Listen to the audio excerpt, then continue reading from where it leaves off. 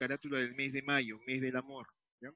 Diseña tu carátula del mes de mayo, mes del amor, antes de escribir este título.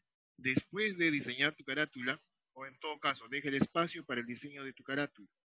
Dejas el espacio para el diseño de esa carátula y luego colocas este título, la poesía y el verso. Lo escribes en letra grande y la fecha también. Muy bien, entonces, en la sesión de hoy vamos a tratar de desarrollar este tema, la poesía y el verso. ¿Ya? El objetivo de esta sesión es que ustedes puedan reconocer la naturaleza y características de la poesía y el verso, además de otras características que posee este género literario. Vamos a empezar entonces con la definición. A ver, rápidamente digo, el género lírico, la poesía y el verso, ¿ya? Son elementos que pertenecen al género lírico, ¿ya? ¿Qué es el género lírico? Decimos que el género lírico nace en Grecia en el siglo 7 antes de Cristo. Nace en Grecia en el siglo 7 antes de Cristo, en el 700 aproximadamente antes de nacimiento de Cristo. Debe su nombre al instrumento musical llamado lira. La lira era un instrumento de cuerda, ¿ya? En forma de V, ¿ya? En forma de V, en el cual eran trazados unas cuerdas. ¿Sí? Entonces, se conoce mucho la lira porque Orfeo, el semidios griego, la usaba para, la usaba para, sí, a ver, acerca del copiado después, ya solamente atiende nada más. Decíamos entonces, el dios griego Morfeo lo usaba para conciliar el sueño, ¿no? O de pronto lo acompañaba para cantar sus diversos poemas o composiciones. A ver, seguimos entonces. Ya sabemos que es el género lírico. Nace en el siglo 7 antes de Cristo. Su nombre, la palabra lírico, proviene del instrumento musical lira. Era un instrumento de cuerda, ¿ya? Ahora, el objeto de estudio de el género lírico es esto de acá, el poema, ¿de acuerdo? El objeto de estudio del género lírico es el poema, ¿ya? Ahora, ¿qué es el poema? Me dirá usted. Mira, a ver, decimos que el poema, a ver, un momentito, a ver, te estoy diciendo que no copies todavía, ¿ya? A ver, decíamos, el objeto de estudio del género lírico es el poema, ¿ya? Es la unidad de estudio del género lírico. El poema, a su vez, se compone de versos y estrofas, ¿ya? El poema se compone de versos y estrofas, como en este caso. A ver, observa. Mira, a ver, tengo aquí el poema de Machado, Los Sueños, ¿ya? Cada una de las líneas que compone un poema, cada una de las líneas que compone un poema, le llamamos verso. Cada una de las líneas que compone un poema le llamamos verso, ¿ya? Y al conjunto de versos, al conjunto de separación de varios versos le llamamos estrofa. Por lo tanto, el poema sería un conjunto, ¿ya? Sería un conjunto de versos y estrofas, ¿de acuerdo? Un conjunto de versos y estrofas. Pues ya sabes entonces qué es un verso, es cada una de las líneas que conforma un poema, cada uno de los versos que conforma un poema. Ahora, ¿qué es la estrofa? La estrofa es la agrupación de varios versos, ¿sí? Esa es la estrofa. Muy bien, ya sabemos entonces qué es un verso, qué es una estrofa. A ver, sigo. Después de ello, ya sabemos entonces qué es un verso, qué es una estrofa. Ahora, las estrofas tienen rima, poseen rima. Es por eso que cuando usted lee unos versos, lee un poema, lo lee de forma distinta y suena de forma diferente, casi como una canción, justamente porque contienen rima, ¿ya? A su vez contienen ritmo también. ¿En qué consiste la rima? Lo vamos a ver en un momentito. La rima tenemos de dos tipos, la rima consonante o perfecta y la rima asonante o imperfecta. Ahora, ¿qué es el ritmo? Es la entonación, la melodía con que se leen los versos, ¿sí? Cuando usted ha leído un verso o ha escuchado la lectura de unos versos, ¿ya? Va a descubrir que tienen una entonación. A esa entonación le llamamos el ritmo del verso o el ritmo del poema, ¿ya? A ver, vamos a ver entonces lo que le había dicho. El caso de la rima. El caso de la rima. ¿Qué es la rima? ¿Qué es una rima? A ver, le vuelvo a decir, por favor, solamente atiende. No copies nada ni escribas nada si no tienes nada que preguntarle al profesor acerca del tema, ¿ya? Muy bien, seguimos entonces. Decíamos,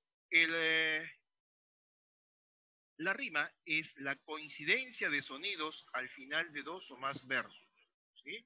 es la coincidencia de sonidos al final de dos o más versos. Se clasifican en rima consonante o perfecta y rima asonante o imperfecta. Vuelvo a repetir, perdón, vuelvo a repetir. Hay una rima consonante o perfecta y una rima asonante o imperfecta. ¿En qué consiste la rima asonante o perfecta? En la coincidencia de sonidos al final de varios versos, coincidencia tanto de la vocal como de las consonantes, ¿ya? Coincidencia de la vocal como consonantes. Dice entonces, qué alegre y fresca la mañanita, ita. Me agarra el aire por la nariz, is. Aquí se repite. Los perros ladran, un chico grita. ¿Ya? Repito entonces, coinciden tanto la vocal como la consonante. ¿Ya? Y una muchacha gorda y bonita, ita. Nuevamente, sobre una piedra muele maíz. Entonces, estos dos versos coinciden en su rima tanto en la vocal como en la consonante. Lo mismo sucede con mañanita, con grita y bonita. ¿Ya? Muy bien, a ese tipo de rima le llamamos entonces rima consonante o perfecta. ¿De acuerdo? Ahora, cuando no coincide la consonante, solamente la vocal le llamamos rima asonante o imperfecta. Así, por ejemplo, dice, el establo se hizo vivo, solamente la vocal I, O. Y alargaron hasta el niño, nuevamente I, O, como un bosque sacudido.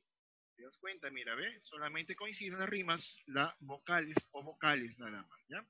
Entonces, en eso consiste la rima sonante o imperfecta, en la coincidencia de sonidos a nivel vocálico nada más. Mientras que la consonante o perfecta se refiere a la coincidencia no solo de vocales, sino de consonantes. Muy bien, entonces, dicho ello, ya sabemos que es una rima consonante o perfecta y una rima asonante o imperfecta. Ahora, vamos a ver los diversos poemas que constituyen el género lírico. ¿Ya? Los diversos poemas ya llamadas especies líricas. Estas especies líricas vienen dadas según el tema que traten, ¿ya? Según el tema que traten o que expresen. Eso sucede cuando llegas tarde a la sesión, ¿ya? Debe ser puntual. En un principio dije, no copies nada, solamente atiende. Decíamos, los tipos de poemas o especies líricas que tenemos son las siguientes. Primero tenemos la oda, ¿ya? Tenemos la oda. ¿En qué consiste la oda? Es un poema que, muy bien, vamos a continuar entonces. Decíamos, la oda es un poema de exaltación, de elogio hacia algo o hacia alguien. ¿Ya? Por ejemplo, dice, vino color de día, vino color de noche, vino con pies de púrpura o sangre o topacio, vino estrellado hijo de la tierra. Se está alabando, elogiando al vino, ¿sí? Entonces, los poemas que tratan de alabar o elogiar algo pertenecen a este tipo, a la oda. Luego tenemos la elegía. ¿En qué consiste la elegía? La elegía es un poema que expresa dolor, ¿sí? De melancolía del poeta por la pérdida de un ser querido. Por ejemplo, dice estos versos. Al perderte yo a ti y yo, perdón, al perderte yo a ti, tú y yo hemos perdido. Yo porque tú eras lo que yo más amaba, y tú porque yo era el que te amaba más. Pero de nosotros dos tú pierdes más que yo, porque yo podré amar a otras como te amaba a ti, pero a ti no te amarán como te amaba yo. Entonces, esos son los versos que corresponden a este ejemplo de elegía, recuerda. Oda, poema de alabanza, elogio, elegía, poema de tristeza por la pérdida del ser querido. Luego tienes el madrigal. ¿Ya? El madrigal es un poema amoroso, dedicado o cantado al ser querido, al ser amado. Por ejemplo, dice, eres luz de mis noches, ángel de mi vida guía, mis amores derroches, que por tu amor anhelo, para que mi alma nunca dejes vacía y eternamente vivamos en el cielo. Entonces, es un poema para ser cantado generalmente, ¿ya? En eso consisten los madrigales. Luego, por último, tenemos las églogas. Las églogas básicamente son poemas bucólicos. ¿Qué quiere decir ellos? Son poemas ambientados en el campo, donde hay pastorcitos que cuentan sus desventuras en el amor, acompañado de ovejitas, animalitos de la naturaleza. ¿Ya? Así, por ejemplo, tenemos una de las églogas de Garcilaso de la Vega, el poeta español, que dice, el dulce lamentar de dos pastores, salicio juntamente y nemoroso, he de contar sus quejas imitando, cuyas ovejas al cantar sabroso estaban muy atentas, los amores de pacer olvidadas escuchando. Entonces, recuerda, las églogas son poemas ambientados en la naturaleza, ¿ya? Los madrigales son poemas amorosos, las elegías son poemas de tristeza, las odas son poemas de elogio o alabanza. Dicho ello entonces, ¿ya? Este tema es sencillo, cortito nada más. Lo que vamos a trabajar ahora, ¿ya? Es lo siguiente. Observa, escucha, pon atención. En tu libro, en la página que está, a ver un momentito, ahora sí. En tu libro, la página o página 124, ¿ya? Ubícate ahí, 124, 125 y 126. Lo vamos a desarrollar conmigo o todos juntos para terminarlo rápido, ya que la siguiente media hora necesito que estés atento a la segunda parte de este tema, que tiene que ver con las figuras literarias. A ver, rápidamente entonces, en la pregunta número 1 dice, ¿qué aspecto sobresale en la elegía? Te había dicho qué tipo de poema era, ¿no? ¿Qué aspecto sobresale en la elegía? Usted coloca ahí. Es un poema de tristeza, ¿ya? Colocas, escribes ahí, poema de tristeza, ¿ya? Muy bien. Esa es la respuesta de la número 1.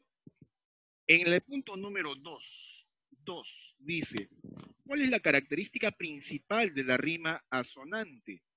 La característica principal de la rima asonante. Entonces, la respuesta es la siguiente. ¿Recuerdas de la explicación que te dije, no? Dice, la rima asonante es la coincidencia de sonido vocálico, ¿ya? Coincidencia de sonidos vocálicos nada más. ¿Listo? Es la coincidencia de sonidos vocálicos. Esa sería la respuesta en el punto 2. ¿Ya? Para el punto 3, dice, para la pregunta 3, ¿qué poeta dijo que para hacer poesía solo necesitamos la infancia? ¿Sí? Para hacer poesía solo necesitamos la infancia. Lo dijo este señor, ¿sí? Se llama Rainer, ¿ya? ¿Sí? Así, Rainer Rilke, ¿ya? Escribes entonces, Rainer Rilke, ¿ya? Rilke está en la parte superior, tienes el apellido, se escribe así, ¿verdad? Rainer Rilke. Era un poeta, era el poeta que nos dijo que para escribir poesía solamente hay que buscar en nuestra infancia, ser nuevamente niños. Esa es la respuesta entonces en el punto 3. En el punto 4, ¿cuál es la diferencia entre poema y poesía? Diferencia entre poema y poesía. A ver, escribes debajo también, ¿ya? La diferencia entre poema y poesía es que el poema es el objeto de estudio de la poesía, ¿de acuerdo? El poema es el objeto de estudio de la poesía, ¿ya? He ahí la diferencia. Uno es el objeto de estudio, el otro es la parte de la literatura que se encarga de analizar o estudiar esta producción. Entonces, respuesta, como te dije, vuelvo a repetir, el poema es el objeto de estudio de la poesía, ¿ya? A ver, seguimos. Punto 5 dice, ¿cuál es la especie lírica que exalta y expresa sentimientos de alabanza? Te la dije también en la explicación, ¿no? ¿Cuál es la especie lírica que exalta y expresa sentimientos de alabanza y elogio? Es la oda, ¿ya? Escribes ahí, es la oda, ¿de acuerdo? Es la oda. Usted completa entonces. Siguiente, vamos a proseguir. Siguiente ejercicio, perdón, siguiente ejercicio consta de lo que sigue. Dice, a ver, trabajando en clase hay que relacionar correctamente. Relacionamos entonces de manera correcta cada uno de las especies líricas con su concepto, ¿ya? A ver, en este caso puedes usar un lazo o puedes poner aquí la letra A, B, C, D según corresponda. La oda. Poema breve y amoroso. Poema breve y amoroso es un madrigal, ¿ya? Es un madrigal. Colocas la C o simplemente trazas el lazo, ¿ya? Sigo entonces. Correcto. Prosigo. Luego tenemos poema de dolor frente a la muerte. Poema de dolor por la pérdida del ser querido. Se refiere a la elegía, ¿ya? A la elegía. En tercer lugar tenemos poemas sobre la vida en el campo. Poemas sobre la vida en el campo. Te dije que eran poemas bucólicos. Se refiere a la oda. No, perdón, se refiere a la égloga, ¿ya? Se refiere a la égloga. Y por último, poema de exaltación, de elogio y alabanza se refiere a la oda. ¿Listo? Muy bien. Esa es la relación entonces que debes realizar en tu libro también. A ver, seguimos. En el siguiente ejercicio te pide interpretar, escucha bien, te pide interpretar, ¿ya? Debes de interpretar el poema que aparece a continuación, ¿verdad? Muy bien. Interpretamos entonces juntos para que completes lo que el espacio en blanco. Dice, a ver, en verdad hablando, la poesía es un trabajo muy difícil que se pierde o se gana al compás de los años otoñales. Cuando uno es joven y las flores que caen no se recogen, uno escribe y escribe entre las noches y a veces se llenan cientos y cientos de cuartillas inservibles. Uno puede alardear y decir, yo escribo y no corrijo, los poemas salen de mi mano, como la primavera que derrumbaron los viejos cipreses de mi calle. Pero conforme pasa el tiempo y los años se filtran entre las sienes, la poesía se va haciendo, trabajando, trabajo de alfarero. Arcilla que se cuece entre las manos, arcilla que moldean fuegos rápidos, y la poesía es un relámpago maravilloso. Una lluvia de palabras silenciosas, un bosque de latidos y esperanzas, el canto de los pueblos oprimidos, el nuevo canto de los pueblos liberados, y la poesía es entonces el amor, la muerte, la redención del hombre. Escribimos aquí entonces en estos espacios, ¿ya? Completamos la interpretación. A ver, ¿listo? Listos. Dice entonces, para el poeta, ya empiezas por ahí, para el poeta, ¿ya? La poesía, ¿ya? La poesía no es solo, no es solo acumular manuscritos o escribir por escribir. No es solo manuscritos o escribir por escribir, sino que necesita de un trabajo laborioso, necesita de un trabajo laborioso, necesita de un trabajo laborioso, ¿ya? Necesita de un trabajo laborioso, en el que, en el que se trabaja verso a verso, se trabaja verso a verso, ¿ya? Verso a verso, descubriendo, descubriendo la belleza, la belleza de las palabras, descubriendo la belleza de las palabras, ¿ya? Muy bien, entonces, era un poema de Javier Heró, el poeta subversivo, generación del 50, ¿ya? A ver, eso es entonces en cuanto a la interpretación de este poema. Sobre el punto 3, esto ya te corresponde, lee el siguiente cómic y ahora imagina un poema y escríbelo, lo escribes en este espacio en blanco y pasamos rápidamente a las preguntas. A ver, número 1 dice, la oda es un poema dice, de alabanza, de tristeza, de amor, desesperanza, fiesta. Yo te dije, ¿no? Una oda es un poema de elogio, un poema de alabanza. Marcas la A, entonces, avioncito número 1, número 2. Poema breve y amoroso. Poema breve y amoroso, ¿ya? Que está hecho para ser dedicado y cantado. Se refiere a los madrigales. En la número 3 dice, se considera la rima perfecta. Cuando coincide, ¿qué cosa? Se considera rima perfecta o consonante, bueno, ya te dije, ¿no? A la rima donde coinciden sonidos vocálicos y consonánticos, ¿ya? Rima perfecto consonante. Número 4. Los poetas que no siguen la rima usan el verso. A ver, si no siguen la rima, usan distintos sonidos, entonces puedo poner que usan el verso libre, ¿ya? El verso libre o verso librismo. Número 5 es un ejemplo de rima asonante. Ejemplo de rima asonante. A ver, recuerda que si es asonante solamente coinciden las vocales nada más.